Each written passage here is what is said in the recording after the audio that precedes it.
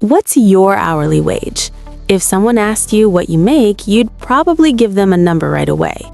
Maybe you'd say $25 an hour, maybe $30 an hour. Maybe you'd convert your salary into an hourly number in your head. Now, what if I told you that number is not what you're actually earning? In fact, if you've never sat down and broken it apart, there's a very good chance your real hourly wage is much lower than you think. Not because you're bad with money, but because the number you're using leaves out most of the cost. This video will reveal some of the sneaky costs you've been ignoring, exposing what I call the work scam. My name is Mandy, and on this channel, I break down how money actually works in real life, not how it's presented on offer letters, apps, or dashboards. If financial literacy like this interests you, go ahead and subscribe and give this video a thumbs up. It really helps the channel, and it lets me know you want more content like this. In this video, I'm going to show you why a job that looks like $30 an hour on paper can feel more like $10 an hour in real life, and how understanding this changes the way you look at work, spending, and so-called good jobs. When you think about your pay, you probably focus on one thing, the rate, whether it's hourly pay or an annual salary. That's the number attached to the job, right? But that number only tells you how much money comes in. It doesn't tell you how much money you actually keep. And I'm not just talking about taxes here. And it definitely doesn't tell you how much of your life that money costs. In every other situation, that would be incomplete information. If a business only looked at revenue and ignored expenses, it would go bankrupt. But when it comes to your job, you're encouraged to do exactly that. Let's start with the obvious part.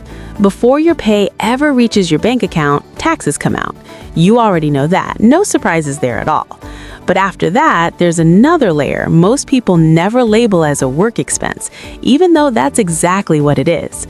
I'm talking about money you spend because you have a job, your commute, gas, transit passes, parking, car maintenance. You buy food because you're not home enough to cook consistently, coffee you wouldn't need if you weren't exhausted halfway through the day, clothes that exist only to meet workplace expectations. If you didn't have the job, many of these costs wouldn't exist or would be much smaller. That matters. There's also spending that doesn't feel work-related, but still is. Money you spend to unwind, to compensate, to recover. Streaming because your evenings feel short. Takeout because you don't have the energy to cook. Little treats you justify because the week felt long. You get where this is going. And no, this isn't about bad habits. It's how much energy the job takes from you and what it costs to get that energy back. That money is part of the price you pay to earn your income. Now, let's factor in your time.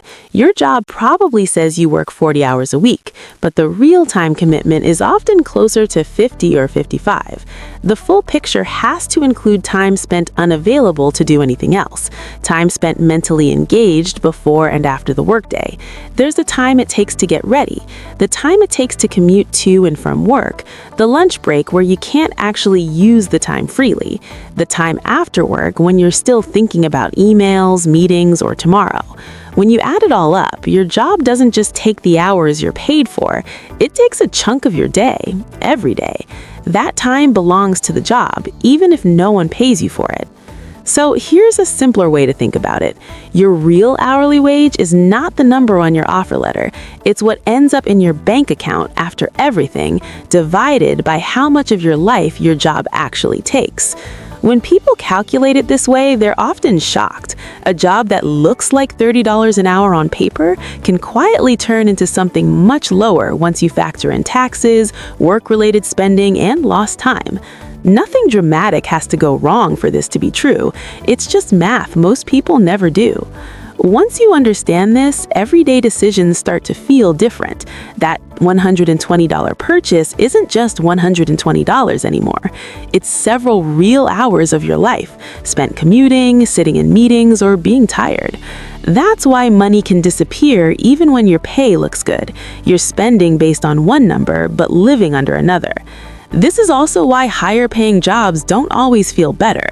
More money often comes with more responsibility, longer hours, and more stress. That leads to more convenient spending, more recovery spending, and less free time. So even though the paycheck is bigger, the cost of earning it goes up too. On paper, it looks like progress, but in practice, you may be trading more of your life for a smaller improvement than you expected. And before you come for me and say I'm being a downer, this isn't about quitting your job, and it's not about looking down on work. It's certainly not about avoiding it. It's about understanding the deal you're actually making. Because if you don't know your real hourly wage, it's very hard to judge job offers, raises, promotions, and big lifestyle upgrades. You end up making decisions with only half the information. Once you see this clearly, the goal usually changes. It's no longer just make more money. It becomes reduce the cost of working, protect your time, improve efficiency, shorter commutes, lower work-related spending, and better use of your energy. Small changes here often matter more than raises. Time is becoming more valuable, and a lot of people are selling it without realizing how cheaply, mostly because no one ever taught them how to calculate the real number. If you take one thing from this video, let it be this. Beyond a paycheck, your job is a system that trades your time and energy for money. If you only look at the pay rate, you miss the cost. Figure out what your work is actually paying you, in real terms. That clarity alone can change how you think about jobs, spending, and so-called good jobs.